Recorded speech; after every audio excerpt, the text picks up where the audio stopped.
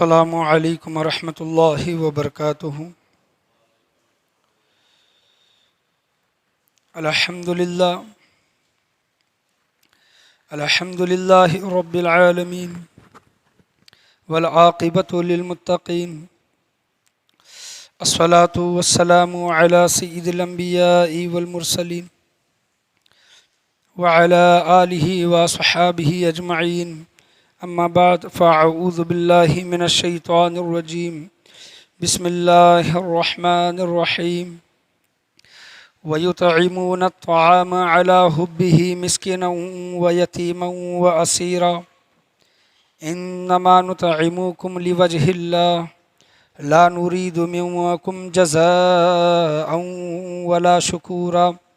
صدق اللہ ومولانا رسولہ النبی الامین المکین الکریم، وعلی آلہ شاہدین والشاکرین والحمد للہ رب العالمین۔ آئیے ہم اور آپ مل کر گنبد خضراء میں آرام فرمانے والے آقا حضور تاجدار مدینہ سرور و قلب و سینہ جناب احمد مجتبیٰ محمد مصطفیٰ صلی اللہ تعالیٰ علیہ وسلم کی بارگاہ گوہر بار میں درود و سلام کا ہدیہ نشاور کریں۔ پڑھیے بآواز بلند، اللہم صلی علی محمد وعلی آل محمد وبارک سلم صلو علیہ، الصلاۃ والسلام علیک یا رسول اللہ صلی اللہ علیہ وسلم۔ اور ایک مرتبہ جھوم جھوم کر نبی اور آل نبی کی بارگاہ میں درود و سلام کا ہدیہ نشار کریں۔ اللہم صلی علی محمد وعلی آل محمد وبارک سلم صلو علیہ، الصلاۃ والسلام علیک یا رسول اللہ صلی اللہ تعالیٰ علیہ وسلم۔ الحمدللہ آج 2023 رمضان المبارک کا یہ پہلا جمعہ ہے، اور رمضان المبارک کے مہینے کے متعلق رمضان کی عظمت یا پھر روزوں کی فضیلت یا پھر تراویح کے متعلق پچھلے 2-3 جمعہ بیان کیا گیا ہے، اور ہر رمضان المبارک کے جمعہ میں جتنے بھی جمعہ ملتے ہیں اس میں کہیں تو روزوں کے متعلق، تراویحوں کے متعلق، رمضان کے عظمت کے متعلق یہ بیان ہر سال ہوتا ہے۔ تو اس سال میں یہ سوچا، یہ ضروری سمجھا کہ 3 رمضان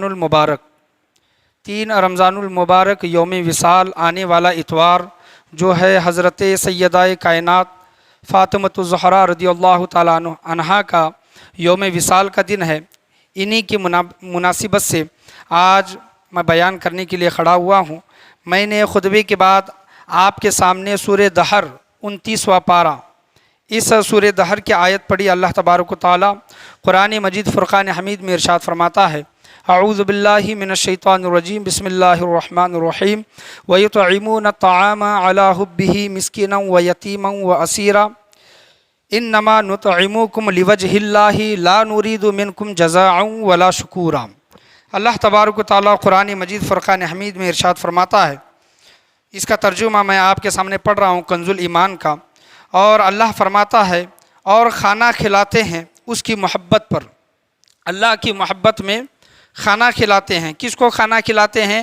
مسکین کو، یتیم کو اور اسیر کو۔ اسیر سے معنی یہاں پر قیدی ہے، یعنی قیدی کو کھانا کھلاتے ہیں، بھوکے کو کھانا کھلاتے ہیں، اور جو یتیم ہے اس کو کھانا کھلاتے ہیں۔ کھانا کھلانے کے بعد وہ کیا کہتے ہیں کہ ہم تمہیں خاص اللہ کے لیے کھانا دیتے ہیں۔ وہ لوگ کیا کہتے ہیں کہ انما نطعمکم لوجہ اللہ، ہم تمہیں جو کھانا دیتے ہیں وہ اللہ کے لیے دیتے ہیں، تم سے کوئی بدلہ یا شکر گزاری نہیں مانگتے۔ لوجہ اللہ لا نرید منکم جزاء ولا شکورا، لا نرید یعنی نہ کوئی اس کا ہمیں بدلہ چاہیے، اور یہاں تک کہ تمہارا شکر بھی نہیں چاہیے، تمہارا شکرانہ بھی نہیں چاہیے۔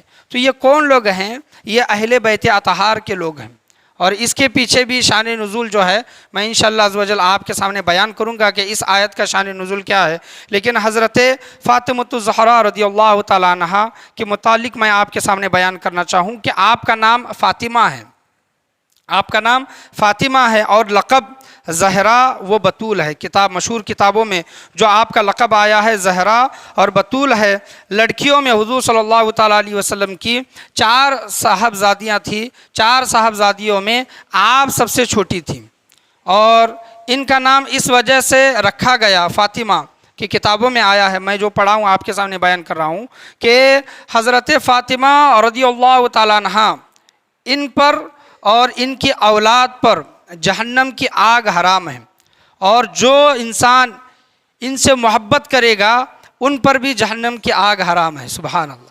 اور ان کی پیدائش کے متعلق آتا ہے کہ کچھ لوگوں نے یہ کہا کہ حضور صلی اللہ تعالیٰ علیہ وسلم کی عمر 41 سال کی ہوئی تو حضرت فاطمہ رضی اللہ تعالیٰ عنہا پیدا ہوئی۔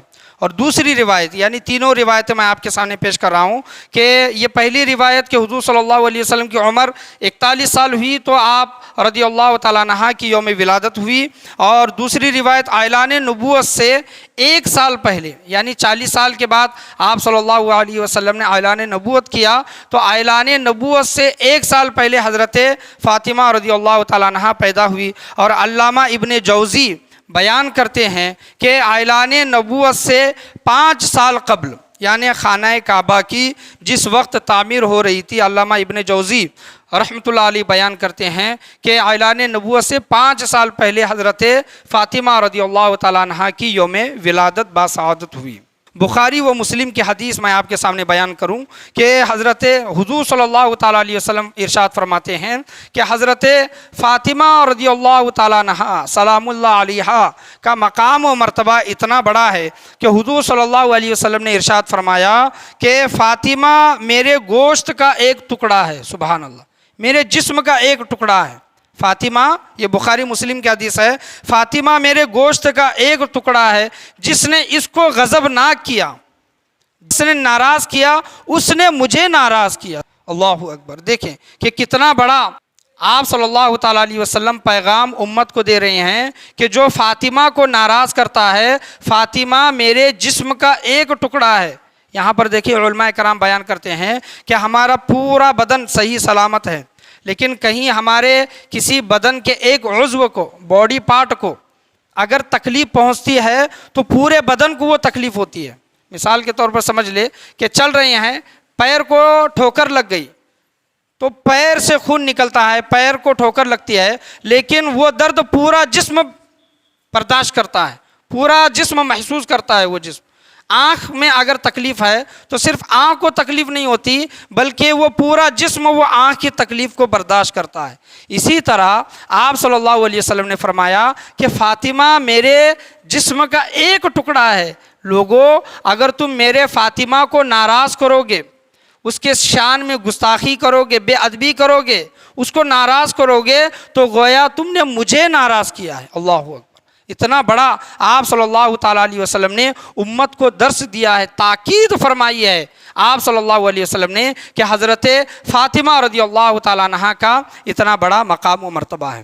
جو سورہ دہر کی میں نے آپ کے سامنے جو آیت پڑھی، اس کا شان نزول یہ ہے، میں شان نزول پڑھوں گا، اور انوار البیان کتاب میں بہت سے واقعات ہیں اور احادیث کریمہ ہیں، ایک جمعہ میں بیان نہیں کیے جا سکتے۔ انشاءاللہ عز و جل پھر کبھی اگر موقع ملا تو ایک الگ ٹاپک سیدہ کائنات کے موضوع پر انشاءاللہ اس کو بیان کرنے کی کوشش کی جائے گی، لیکن رمضان المبارک کا مہینہ چل رہا ہے، روزوں سے ہیں، اس وجہ سے مختصر جتنا ہوگا اتنی ان کی سوانح حیات بیان کرنے کی کوشش کی جائے گی۔ سورہ دہر میں اللہ تبارک و تعالیٰ نے یہ جو ارشاد فرمایا ہے کہ یہ جو لوگ اللہ کے لیے کھانا کھلاتے ہیں، یتیم کو، مسکین کو، قیدی کو، اور کھانا کھلا کر یہ کہتے ہیں کہ ہم تم کو اللہ کے لیے کھانا کھلا رہے ہیں، اس کے عوض میں ہم تم سے کوئی بدلہ نہیں مانگتے۔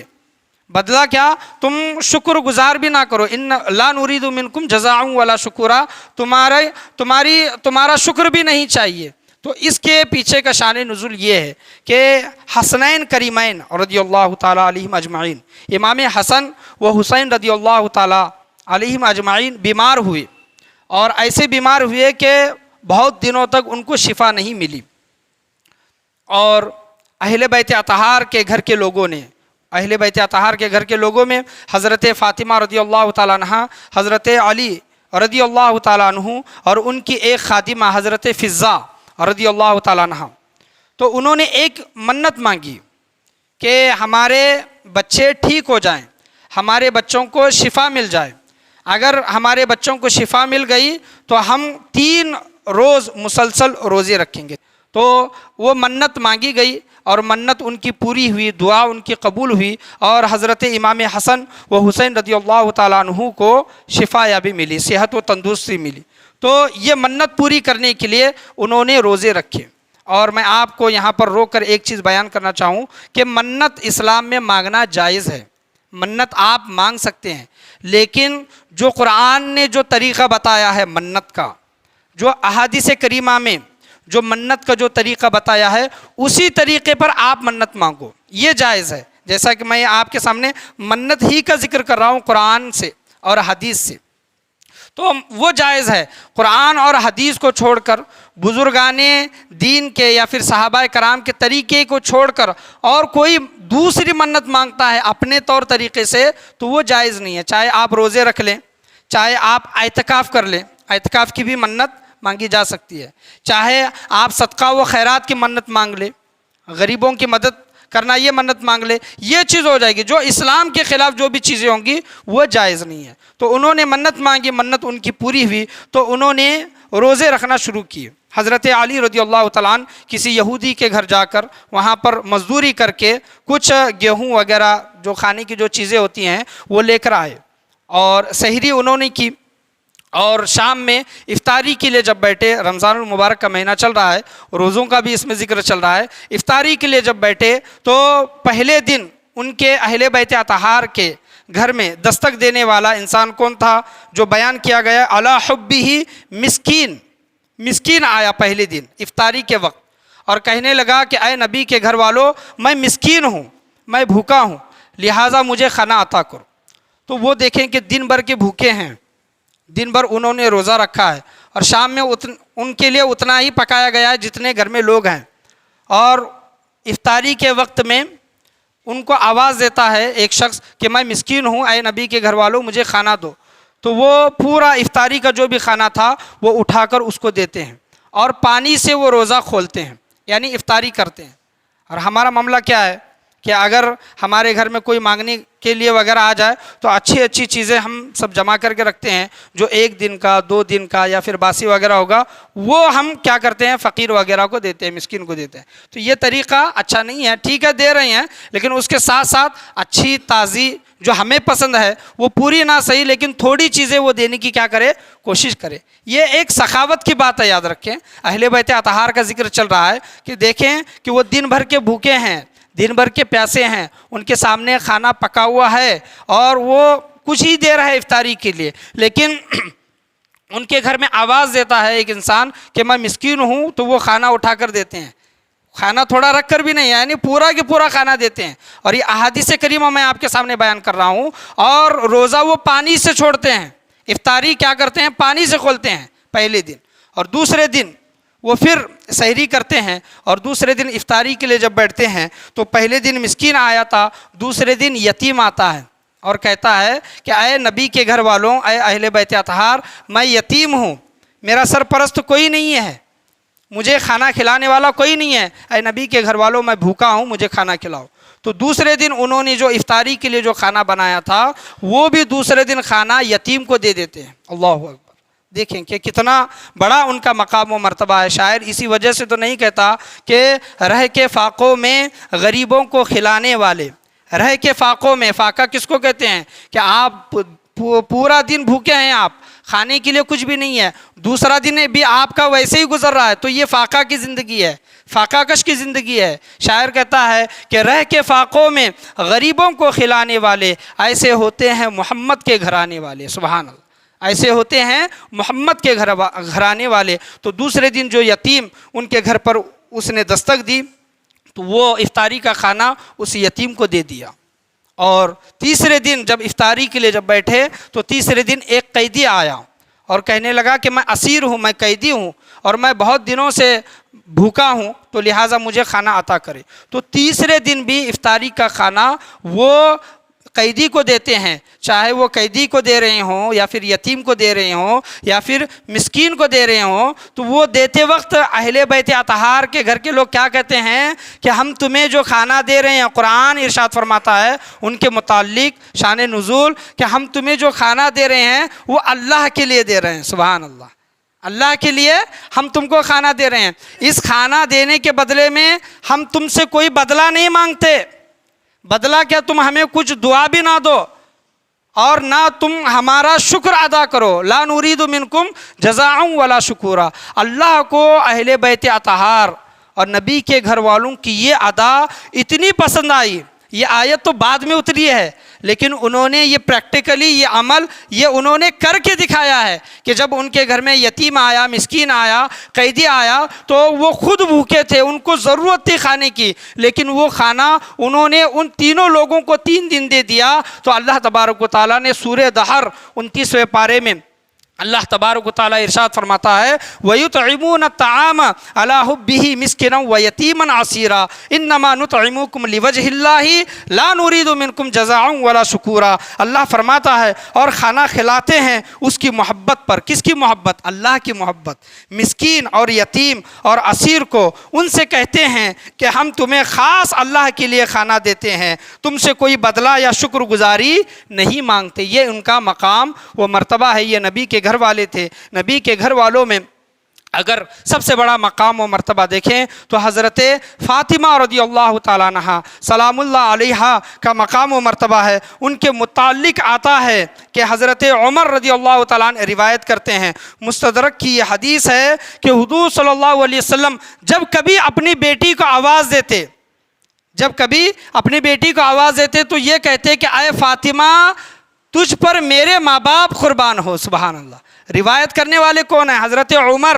مستدرک کی یہ حدیث، اور حضور صلی اللہ علیہ وسلم یہ کہتے ہیں کہ جب کبھی حضرت فاطمہ رضی اللہ تعالیٰ عنہا کو پکارا کرتے تو یہ کہتے کہ میرے ماں باپ تجھ پر قربان ہو۔ اور صحابہ کا حال یہ تھا کہ صحابہ اگر کوئی بات کرنی ہوتی حضور صلی اللہ علیہ وسلم کی بارگاہ میں، وہ بات کرنے سے پہلے یہ کہتے کہ فدا کا امی و ابی یا رسول اللہ، یہ بات کہہ کر آگے سوال کرتے یا پھر کچھ بات عرض کرتے۔ فدا کا امی و ابی سے مراد یہاں پر کیا کہ یا رسول اللہ میرے ماں باپ آپ پر قربان ہو، میرا یہ سوال ہے، میری یہ بات ہے، مجھے یہ غرض ہے، مجھے اس چیز کی ضرورت ہے۔ تو صحابہ یہ کہتے کہ یا رسول اللہ ہمارے ماں باپ آپ پر قربان ہو، اور حضور صلی اللہ علیہ وسلم حضرت فاطمہ رضی اللہ تعالیٰ عنہ کے متعلق فرماتے ہیں کہ اے فاطمہ میرے ماں باپ تجھ پر قربان ہو۔ کتنا بڑا مقام و مرتبہ ہے۔ دیکھیں کہ ان کے مقام و مرتبے کا اندازہ ہم بالکل نہیں لگا سکتے کہ ان کا مقام و مرتبہ آپ صلی اللہ تعالیٰ علیہ وسلم نے کتنا بڑا دیا ہے۔ کہ دیکھیں کہ حضرت فاطمہ رضی اللہ تعالیٰ عنہ کا کتنا بڑا مقام و مرتبہ ہے کہ جب کبھی وہ اپنے بابا جان حضور صلی اللہ علیہ وسلم کے گھر میں حجرے میں جب تشریف لاتی اور حضور صلی اللہ علیہ وسلم جب بیٹھے ہوئے ہوتے اور اپنی بیٹی کو آتا ہوا دیکھتے تو حضور صلی اللہ علیہ وسلم جہاں پر بیٹھے ہیں اپنی بیٹی کے تعظیم میں کھڑے ہو جاتے۔ سبحان اللہ۔ اپنی بیٹی کے تعظیم میں آپ خود دیکھیں، خود محاسبہ کریں، میں بھی محاسبہ کروں گا کہ ہم اور آپ باپ ہیں، کوئی کسی بیٹے کا باپ ہوگا، بیٹی کا باپ ہوگا، تو میں آپ کو یہ چیز پوچھنا چاہوں گا کیا ہم نے اپنی بیٹی کے تعظیم میں کبھی کھڑے ہوئے ہیں؟ ہمیں یہ پتہ ہی نہیں ہے۔ اسلام اس کا درس دیتا ہے، یہ بتلاتا ہے کہ اے لوگو اگر تمہارے گھر میں بیٹیاں ہیں تو تمہاری بیٹیاں تمہارے لیے رحمت ہیں، ان کا ادب و احترام کرو، ان کی عزت و توقیر کرو۔ یہ اسلام تو بتاتا ہے، لیکن حضور صلی اللہ علیہ وسلم نے عملی طور پر کر کے بتایا ہے کہ جب کبھی ان کی بیٹی ان کے گھر میں تشریف لاتی تو حضور صلی اللہ علیہ وسلم حضرت فاطمہ کے تعظیم میں کھڑے ہو جاتے۔ اور یہاں پر بیٹی کا حال اگر دیکھیں تو بیٹی کے گھر میں حضور صلی اللہ علیہ وسلم جب کبھی تشریف لے جاتے تو بیٹی اپنے باپ کے تعظیم میں کھڑی ہو جاتی۔ سبحان اللہ۔ تو یہ باپ اور بیٹی کے محبت کا مقام وہ مرتبہ ہے کہ باپ بیٹی کے لیے کھڑا ہو رہا ہے اور بیٹی باپ کے لیے کھڑی ہو رہی ہے۔ تو یہاں پر میں یہ بتانا چاہوں بیٹیاں اپنے باپ کا ادب و احترام کرے۔ باپ جنت کے دروازوں میں سے ایک دروازہ ہے، باپ جنت کے دروازوں میں سے 20 کا دروازہ ہے۔ اگر کوئی باپ کو ناراض کر کے اگر یہ کوئی سوچتا ہے کہ میں جنت میں چلا جاؤں گا، تو یاد رکھیں کہ اللہ تبارک و تعالیٰ نے جنت تو ماں کے قدموں کے نیچے رکھی ہے، لیکن اللہ نے اپنی رضا باپ کی رضا میں رکھی ہے۔ باپ کا اتنا بڑا مقام و مرتبہ ہے، اپنی رضا باپ کی رضا میں رکھی ہے۔ رضا اللہ کی رضا سب سے بڑی۔ اور اگر کوئی یہ سوچے کہ میں اپنے باپ کو مار پیٹ کر گالیاں دے کر اس پر ظلم و ستم کر کے میں جنت میں جاؤں گا، تو اس کی غلط فہمی ہے، یاد رکھیں۔ تو باپ کا مقام و مرتبہ حضرت فاطمہ رضی اللہ تعالیٰ عنہ بیان کرتی ہیں کہ جب تمہارا کبھی باپ تم سے ملے تو ان کی تعظیم میں کھڑے ہو جایا کرو، ان کی عزت کیا کرو، ان کا ادب کیا کرو۔ حضرت فاطمہ رضی اللہ تعالیٰ عنہ کے متعلق حضور صلی اللہ علیہ وسلم کا جب اس دنیا سے ظاہری وصال ہو رہا تھا، تو حضور صلی اللہ تعالیٰ علیہ وسلم نے حضرت فاطمہ رضی اللہ تعالیٰ عنہ کو طلب کیا، بلایا، اور حجرہ عائشہ رضی اللہ تعالیٰ عنہ کے حجرے میں تھے۔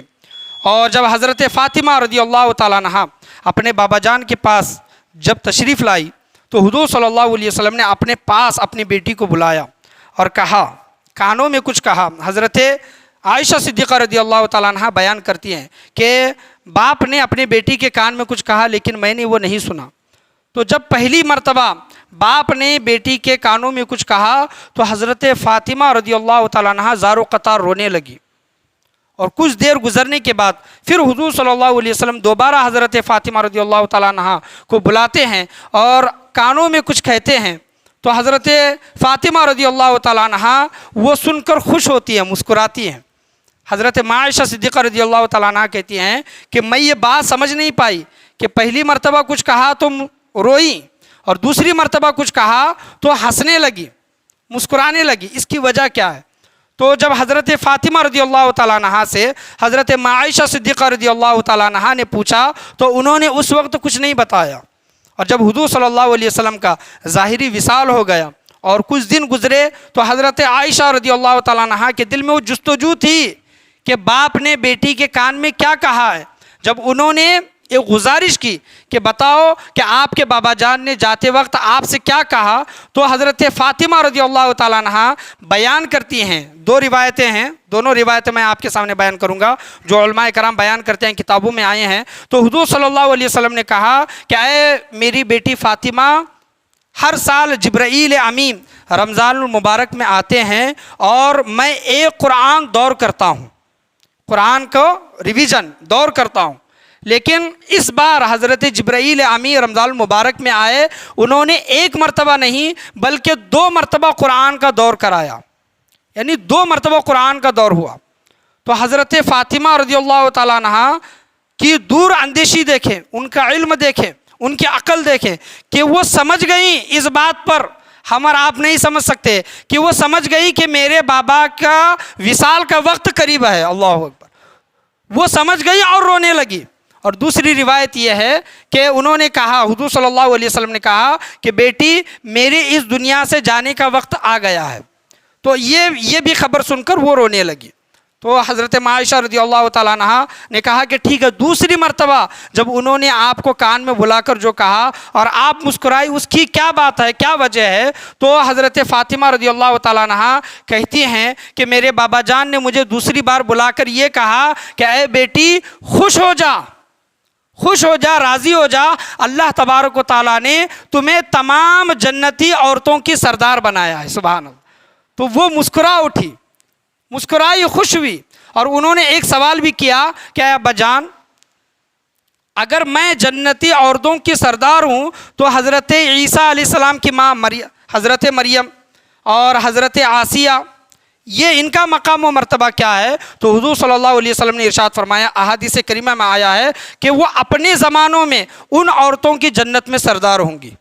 وہ اپنے زمانے میں ان عورتوں کی سردار کون؟ حضرت مریم، حضرت آسیہ اور حضرت ختیجۃ الکبریٰ رضی اللہ تعالیٰ عنہ اور ان کی بیٹی حضرت فاطمہ رضی اللہ تعالیٰ عنہ۔ اور روایتوں میں آیا ہے کہ ان چاروں عورتیں، یہ چاروں عورتوں کو جنت کی سرداری عطا ہوگی، اور ان چاروں عورتوں میں سب سے بڑا مقام و مرتبہ حضرت فاطمہ رضی اللہ تعالیٰ عنہ کا ہے۔ یہ کتابوں میں یہ ذکر آیا ہے۔ جو دوسری روایت ہے یہ بھی میں آپ کے سامنے بیان کروں کہ انہوں نے جنتی عورتوں کی سرداری کی خوشخبری حضور صلی اللہ علیہ وسلم نے دی، اور دوسری انہوں نے یہ خبر آپ صلی اللہ علیہ وسلم نے دی کہ بیٹا فاطمہ ناراض نہ ہونا، رونا مت، غم نہ کرنا، میں جب اس ظاہری دنیا سے جب چلا جاؤں گا تو پورے گھر والوں میں سے سب سے پہلے جنت میں تم مجھ سے ملاقات کرو گی، تم مجھ سے ملاقات کرو گی۔ یعنی پورے گھر میں حضور صلی اللہ علیہ وسلم کے جتنے بھی ازواج تھے یا پھر اولاد تھی، ان تمام اولادوں میں ازواج میں حضور صلی اللہ علیہ وسلم سے ملاقات حضرت فاطمہ رضی اللہ تعالیٰ عنہ کریں گی۔ اور ہوا بھی ایسے کہ حضور صلی اللہ علیہ وسلم کی محبت میں، غم میں حضرت فاطمہ رضی اللہ تعالیٰ عنہ 6 مہینے کے بعد وہ بھی ظاہری دنیا سے انہوں نے وصال فرمایا، اور سب سے پہلے گھر والوں میں سے حضرت فاطمہ رضی اللہ تعالیٰ عنہ نے ملاقات کی۔ اس خبر سے بھی وہ خوش ہوئی۔ یہ دنیا تو کیا ہے، یہ ختم ہونے والی ہے، اور آخرت جو ہے، وہ جنت جو ہے وہ ہمیشہ باقی رہنے والی ہے۔ تو وہ بات جو دوسری بات سے جو خوش جو ہوئی، اس وجہ سے ہوئی کہ میں اس دنیا کے بعد اپنے بابا جان سے سب سے پہلے میں ملاقات کروں گی، اس بات سے وہ خوش ہوئی۔ یہ روایت کون کرنے والی ہیں؟ حضرت عائشہ صدیقہ رضی اللہ تعالیٰ عنہ بیان کرتی ہیں۔ حضرت فاطمہ رضی اللہ تعالیٰ عنہ کے ظاہری وصال کے وقت روایتوں میں آیا ہے، کتاب میں آیا ہے کہ ان کے اس دنیا سے چلے جانے سے کچھ دیر قبل انہوں نے خود اپنا غسل کیا، اور انہوں نے وصیت کی کہ میرے انتقال کے بعد مجھے غسل نہ دیا جائے۔ اور حضرت فاطمہ رضی اللہ تعالیٰ عنہ کے پہلے کتابوں میں آیا ہے کہ پہلے عورتوں کو بھی بے پردہ ان کا جنازہ اٹھایا جاتا تھا۔ جو پردہ جو کپڑا جو رہتا ہے وہ کپڑا نہیں ہوتا تھا، وہ جو مردے کو جو کفن پہنایا گیا وہ بات اور ہے، لیکن جنازے پر جو ایک کپڑا ہوتا ہے وہ کپڑا نہیں ہوتا تھا۔ تو حضرت فاطمہ رضی اللہ تعالیٰ عنہ نے وصیت کی کہ میرے وصال کے بعد تم میرا جنازہ آدھی رات میں اٹھانا۔ کیا اٹھانا؟ آدھی رات میں، اور اس وقت اٹھانا کہ میرے جنازے پر کسی غیر مرد کی نگاہ نہ پڑے، غیر محرم کی نگاہ نہ پڑے۔ تو اس بات سے غور کرے، فکر کرے میری ماں بہنیں کہ پردے کا کتنا اہتمام کرنا چاہیے۔ اگر پردہ کرنا ہے تو حضرت فاطمہ رضی اللہ تعالیٰ عنہ سے سیکھیں کہ انہوں نے پردہ کس طرح کیا کہ وصال کے بعد بھی وہ وصیت کر رہے ہیں کہ میرے جنازے پر کسی غیر مرد کی نگاہ نہ پڑے۔ پردے کی اتنی بڑی اہمیت، اور ان کے بعد انہوں نے ایک وصیت کی کہ میرے جنازے پر کپڑا ڈالا جائے، اور وہیں سے وہ رواج چلا کہ عورت ہو یا پھر مرد ہو، لیکن اس وقت عورتوں کے جنازے پر کپڑا وغیرہ نہیں ہوتا تھا۔ ان کے وصال کے بعد جب کبھی کسی مسلمان عورت کا جب جنازہ نکالا جاتا تو اس پر پردہ ڈالا جاتا۔ یہ حضرت فاطمہ رضی اللہ تعالیٰ عنہ کے وصال کے بعد یہ رواج شروع ہوا، یہ کتابوں میں آیا ہے۔ حضرت علی رضی اللہ تعالیٰ عنہ نے ایک بار آ کر حضرت فاطمہ رضی اللہ تعالیٰ عنہ سے کہا کہ آپ کے ابا جان کے یہاں مال غنیمت میں بہت سے غلام آئے ہیں، آپ خود گھر کا پورا کام کرتی ہیں، اور کام کرنے کی وجہ سے آپ کے ہاتھوں کو چھالے بھی پڑے ہیں، آپ نبی کی بیٹی ہیں، اگر آپ نبی کی بارگاہ میں گزارش کریں گے تو ضرور آپ کے ابا جان آپ کی اس گزارش کو قبول کریں گے، تو لہٰذا آپ اپنے ابا جان کے یہاں پر ایک غلام مانگ کر لائیں۔ تو حضرت فاطمہ اور حضرت علی رضی اللہ تعالیٰ علیہم اجمعین دونوں گئے، اور اس وقت غلام بھی تھے، اور حضرت فاطمہ رضی اللہ تعالیٰ عنہ نے کہا کہ ابا جان میں گھر کے اکیلے کام کرتی ہوں اور بوجھ زیادہ ہے، اس وجہ سے ایک غلام دے دیں تاکہ گھر کے کاموں میں آسانی ہو جائے۔ اور اس وقت غلام بیچے بھی جاتے تھے، خریدے بھی جاتے تھے۔ حضور صلی اللہ علیہ وسلم نے فرمایا کہ اے بیٹی میں غلام نہیں دے سکتا۔ اصحاب صفہ جو علم حاصل جو کر رہے ہیں، اصحاب صفہ، یہ کتابوں کی بات میں آپ کے سامنے بیان کر رہا ہوں۔ حضور صلی اللہ علیہ وسلم فرماتے ہیں کہ اصحاب صفہ بھوک کی وجہ سے پیٹ پر پتھر باندھے ہوئے ہیں، پیٹ پر پتھر باندھ کر وہ علم حاصل کر رہے ہیں، اور میں تمہیں غلام دوں یہ ٹھیک نہیں ہے۔ تو اس سے بہتر ہے، غلام سے بہتر ہے کہ میں دنیا و آخرت کی بہترین چیز اے بیٹی میں تمہیں عطا کروں، وہ چیز عطا کروں۔ تو انہوں نے کہا کہ ٹھیک ہے، اچھی بات ہے۔ تو حضور صلی اللہ علیہ وسلم نے فرمایا کہ بیٹی روزانہ آیا ہے کتابوں میں کہ آیت الکرسی پڑھا کرو۔ کیا کرو؟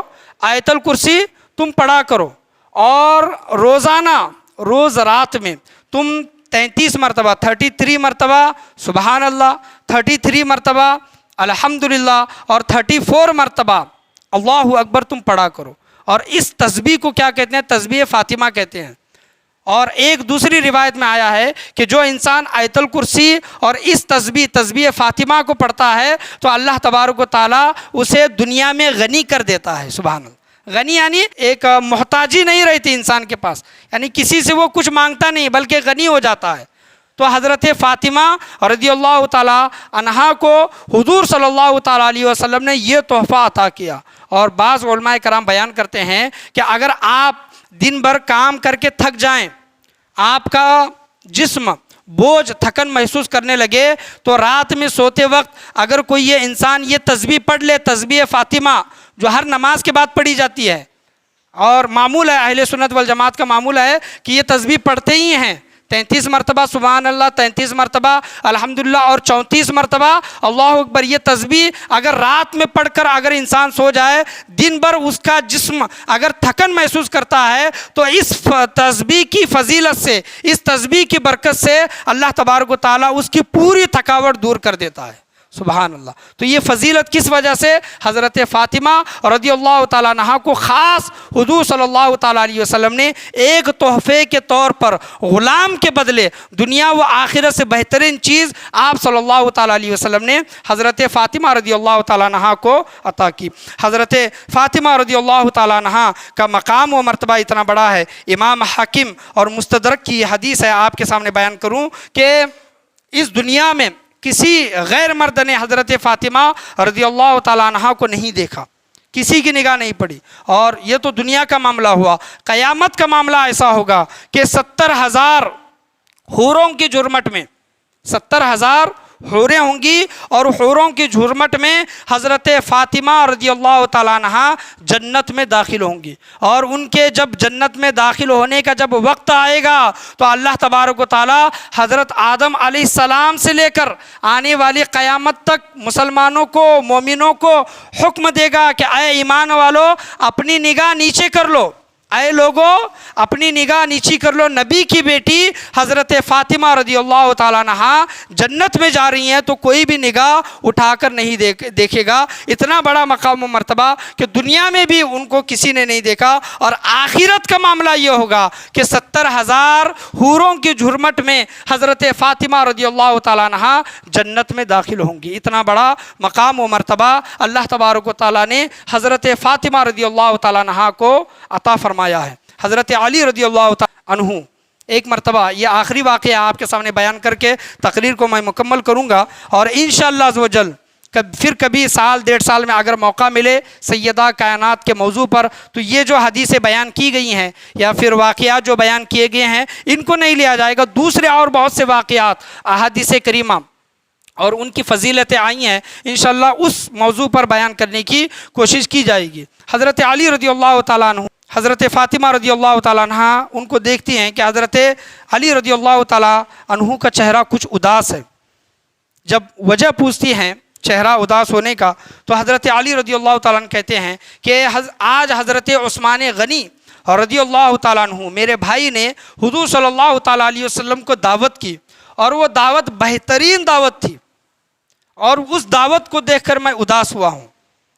حضرت علی رضی اللہ تعالیٰ عنہ سے جب حضرت فاطمہ رضی اللہ تعالیٰ عنہ پوچھتی ہیں کہ انہوں نے کیسی دعوت کی، تو حضرت علی رضی اللہ تعالیٰ عنہ بیان کرتے ہیں کہ حضرت عثمان غنی رضی اللہ تعالیٰ عنہ نے حضور صلی اللہ علیہ وسلم کو دعوت دی، اور حضور صلی اللہ علیہ وسلم جب اپنے حجرے سے چلے اور حضرت عثمان غنی رضی اللہ تعالیٰ عنہ کے گھر تک جب پہنچے تو حضرت عثمان غنی رضی اللہ تعالیٰ عنہ نے حضور صلی اللہ علیہ وسلم کے ہر قدم کو گنا، ہر قدم، کتنے قدم حضور صلی اللہ علیہ وسلم کے پڑھتے ہیں تو ہر قدم کو گنا، اور جتنے بھی قدم حضور صلی اللہ علیہ وسلم کے حجرے سے حضرت عثمان غنی رضی اللہ تعالیٰ عنہ کے حجرے تک پہنچے، جتنے بھی قدم ہوئے ہوں گے اتنے غلاموں کو حضرت عثمان غنی رضی اللہ تعالیٰ عنہ نے آزاد کیا۔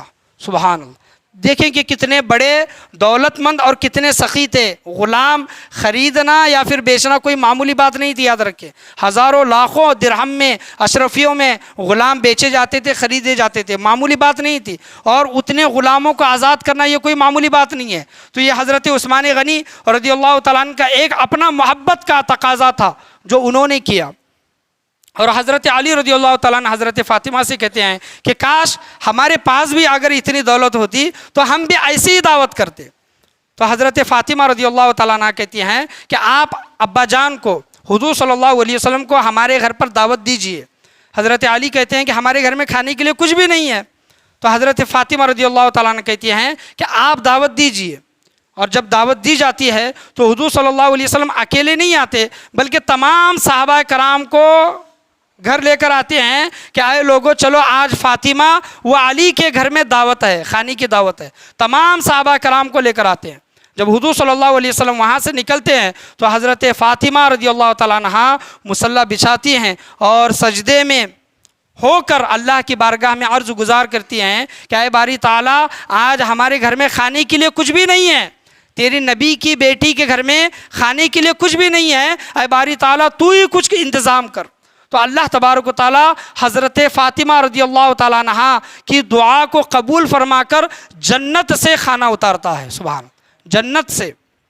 اور ایک چیز یاد رکھیں کہ جب کبھی اللہ کی بارگاہ میں مانگنا ہو، اللہ کو راضی کرنا ہو اور اپنی بات منوانی ہو تو مصلی بچھائیں، وقت نہ دیکھے، دن نہ دیکھے، رات نہ دیکھے، مصلی بچھائیں اور سجدے میں گر جائیں اور اللہ سے مانگنا شروع کریں. یہ وہ حالت ہے سجدے کی. سجدے میں جو انسان اللہ کی بارگاہ میں مانگتا ہے، اللہ کو بندے کی وہ ادا بہت پسند آتی ہے کہ ایک بندہ صرف اللہ کی طرف رجوع ہو کر مصلی بچھا کر اللہ سے جب مانگتا ہے تو اللہ تبارک و تعالیٰ اس کی ہر دعا کو قبول فرماتا ہے. یہ طریقہ حضرت فاطمہ رضی اللہ تعالیٰ عنہ نے سکھایا ہے امت کو. تو وہ اللہ تبارک و تعالیٰ ان کی دعا کو قبول فرما کر جنت سے کھانا اتارتا ہے. جب حضور صلی اللہ علیہ وسلم اور صحابہ کرام کھانے کے لیے بیٹھتے ہیں تو کھانے کی ایسی خوشبو، کھانے کی ایسی لذت جو دنیا میں کسی کھانے میں نہیں ہے. تو صحابہ کرام پریشان کہ یا رسول اللہ ایسا کھانا کبھی بھی ہم نے نہیں کھایا، ایسی کھانے کی خوشبو کبھی بھی ہم نے ایسی نہیں سنگی. تو حضور صلی اللہ علیہ وسلم فرماتے ہیں کہ اے میرے صحابہ، یہ کھانا دنیا کا کھانا نہیں ہے بلکہ یہ کھانا جنت کا کھانا ہے. حضرت فاطمہ کی دعا پر، میری بیٹی کی دعا پر اللہ تبارک و تعالیٰ نے تم لوگوں کو مجھے جنت سے کھانا اتارا ہے. سبحان اللہ، جنت سے کھانا، ایسی خوشبو، ایسی لذت، ایسا کھانا دنیا میں کہیں نہیں ملے گا. جب تمام صحابہ کرام نے کھانا کھایا اور حضور صلی اللہ علیہ وسلم حضرت فاطمہ رضی اللہ تعالیٰ عنہ کے گھر سے جب چلے تو ایک اور کام تھا جو حضرت عثمان غنی رضی اللہ تعالیٰ عنہ نے ایک قدم پر ایک غلام انہوں نے آزاد کیا تھا. تو حضرت فاطمہ رضی اللہ تعالیٰ عنہ پھر مصلی بچھاتی ہے اور اللہ کی بارگاہ میں دعا کرتی ہے کہ اے باری تعالیٰ میرے پاس اتنی مال و دولت نہیں ہے، نہ میرے پاس غلام ہیں کہ میں غلاموں کو آزاد کر سکوں نبی کے آنے کی خوشی پر. تو اے باری تعالیٰ میں تیری بارگاہ میں دعا کرتی ہوں کہ حضور صلی اللہ علیہ وسلم کے ایک ایک قدم پر تو امت کی بخشش و مغفرت فرما، میرے نبی کی امت کی بخشش و مغفرت فرما. حضرت جبرائیل امی علیہ السلام اترتے ہیں اور خوشخبری حضور صلی اللہ علیہ وسلم کو دیتے ہیں کہ یا رسول اللہ صلی اللہ علیہ وسلم آپ کے گھر سے لے کر حضرت فاطمہ رضی اللہ تعالیٰ عنہ کے گھر تک آپ کے جتنے بھی قدم چلے ہیں، حضرت فاطمہ رضی اللہ تعالیٰ عنہ کی دعا کو اللہ تبارک و تعالیٰ نے قبول فرمایا ہے. وہاں پر حضرت عثمان نے ایک قدم پر ایک غلام آزاد کیا تھا، لیکن آپ کے ایک قدم پر قیامت کے دن حضرت فاطمہ رضی اللہ تعالیٰ عنہ کی دعا کی برکت سے ایک قدم پر 1000 امتیوں کی بخشش و مغفرت فرمائے گا. 1000 امتیوں کی بخشش و مغفرت. تو دیکھیں کہ ان کی دعا میں کتنا اثر تھا. 2 شخصیات ہیں یاد رکھیں کہ دنیا میں جو امت کی بہت فکر کرتی تھی.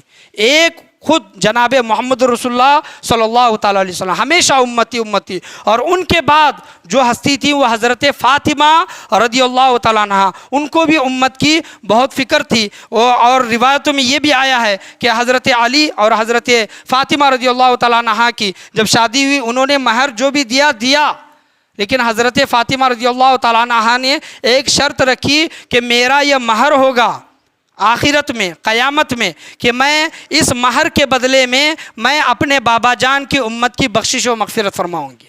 کہ دیکھیں کہ اتنی فکر امت کی، کہ اتنا غم، اتنی تڑپ کہ امت کی بخشش و مغفرت ہو، کیونکہ وہ دیکھا کرتی تھی کہ حضور صلی اللہ علیہ وسلم امت کی کتنی فکر کرتے ہیں۔ یا رب حب لی امتی، میری امت، اے رب میری امت، میری امت، جو حضور صلی اللہ علیہ وسلم جو کہا کرتے تھے وہ حضرت فاطمہ رضی اللہ تعالیٰ عنہا دیکھا کرتی تھی، اپنے بابا جان کا حال دیکھا کرتی تھی۔ اسی وجہ سے انہوں نے کہا کہ قیامت کے دن میرے مہر کے بدلے میں اپنے بابا جان کی امت کی بخشش و مغفرت فرماؤں گی۔ تو آج کچھ لوگ ان کی شان میں گستاخیاں کرتے ہیں، بے ادبی کرتے ہیں، ان کے مقام و مرتبے کو نہیں سمجھتے، تو ان سے بڑا بد نصیب کوئی نہیں ہے۔ یاد رکھیں کہ حضرت فاطمہ رضی اللہ تعالیٰ عنہا کا مقام و مرتبہ اتنا بڑا ہے کہ جس نے فاطمہ کو خوش کیا اس نے اللہ کے رسول کو خوش کیا، جس نے فاطمہ کو ناراض کیا اس نے اللہ کے رسول کو ناراض کیا۔ اللہ کے رسول نے اپنی رضا اور اپنی ناراضگی حضرت فاطمہ سلام اللہ علیہا کے رضا اور ناراضگی ان کے رضا اور ناراضگی میں رکھی ہے۔ تو ان کے مقام و مرتبے کو سمجھنے کی کوشش کریں۔ جو میں نے آپ کے سامنے سورہ دہر کی جو آیت پڑھی، اللہ فرماتا ہے وَيُطْعِمُونَ الطَّعَامَ عَلَىٰ حُبِّهِ مِسْكِينًا وَيَتِيمًا وَأَسِيرًا إِنَّمَا نُطْعِمُكُمْ لِوَجْهِ اللَّهِ لَا نُرِيدُ مِنكُمْ جَزَاءً وَلَا شُكُورًا، اور کھانا کھلاتے ہیں اس کی محبت پر، مسکین اور یتیم اور اسیر کو ان سے کہتے ہیں کہ ہم تمہیں خاص اللہ کے لیے کھانا دیتے ہیں، تم سے کوئی بدلہ یا شکر گزاری نہیں مانگتے۔ تو یہ ان کا مقام و مرتبہ ہے۔ اعلیٰ حضرت فرماتے ہیں کہ سیدہ زاہدہ طیبہ طاہرہ جان احمد کی راحت پہ لاکھوں سلام۔ اعلیٰ حضرت کیا کہتے ہیں؟ سیدہ زاہدہ طیبہ طاہرہ جان احمد کی راحت پر، یعنی حضور صلی اللہ علیہ وسلم کی جان کون ہے؟ حضرت فاطمہ۔ حضور صلی اللہ علیہ وسلم کی راحت کون ہے؟ حضرت فاطمہ۔ سیدہ زاہدہ طیبہ طاہرہ جان احمد کی راحت پہ لاکھوں سلام۔ یہ اعلیٰ حضرت نے ان کی شان میں یہ اشعار پیش کیے ہیں، تو ہمیں بھی ان سے محبت رکھنے کی توفیق عطا فرمائے۔ 3 رمضان المبارک یہ ان کے یوم وصال کا دن ہے۔ انشاءاللہ عز و جل آنے والا کل کا سنیچر ان کی شب لگتی ہے 3 رمضان المبارک کی، تو یہاں پر فاتحہ خوانی اور خراج عقیدت پیش کرنے کی کوشش کی جائے گی۔ آپ بھی اپنے گھروں میں ہو یا پھر محلوں میں ہو یا پھر مسجدوں میں ہو یا پھر آپ کچھ میٹھا وغیرہ بنا کر نہیں پیش کر سکتے تو کم سے کم 1 مرتبہ سورہ فاتحہ اور 3 مرتبہ سورہ اخلاص پڑھ کر ان کی بارگاہ میں غلاہ عقیدت، خراج عقیدت پیش کرنے کی کوشش کریں، اور مرتے دم تک حضور صلی اللہ علیہ وسلم اور حضور کے اصحاب اور حضور کی اولاد اہل بیت اطہار سے ہمیشہ محبت کرتے رہے۔ نہ صحابہ کرام سے بغض و دشمنی رکھے، نہ اہل بیت اطہار کے کسی ایک فرد سے بغض و دشمنی رکھے۔ ان سے بغض و دشمنی رکھنا تو گویا ایسا ہے کہ اپنا ٹھکانہ جہنم میں بنانا، حضور صلی اللہ علیہ وسلم کو ناراض کرنا، یہ ایسا معاملہ ہے۔ تمام ہستیاں مقدس ہیں اور لائق احترام ہیں، ان کا ادب و احترام کرنے کی اللہ تبارک و تعالی ہم تمام لوگوں کو توفیق و رفیق عطا فرمائے۔ آج کے بیان میں، آج کے درس میں جو بھی بولا گیا، سنا گیا، سمجھا گیا، بولنے میں، سننے میں، سمجھانے میں کسی بھی قسم کی غلطی، کمی، بیشی، کوتاہی، خامی ہوئی ہو، سیدہ کائنات حضرت فاطمہ الزہرا رضی اللہ تعالیٰ عنہا کے صدقے طفیل میں ہمیں معاف عطا فرمائے اور ان کے نقش قدم پر چلنے کی توفیق اور رفیق عطا فرمائے۔ اللہ سے دعا ہے کہ اللہ تبارک و تعالیٰ ہمیں اور ہمارے آنے والی نسلوں کو حضور صلی اللہ علیہ وسلم، ان کی آل، اولاد، اصحاب، اہل بیت اطہار، اولیاء اعظام، بزرگان دین کی سچی عشق و محبت نصیب عطا فرمائے، انہی کی محبت میں زندہ رکھے اور انہی کی محبت میں خاتمہ بالخیر، ایمان والی موت، کلمے والی موت، توبہ والی موت ہم تمام لوگوں کو نصیب عطا فرمائے۔ لا الہ الا اللہ محمد الرسول اللہ صلی اللہ تعالی علیہ وسلم، وآخر دعوانا ان الحمد للہ رب العالمین۔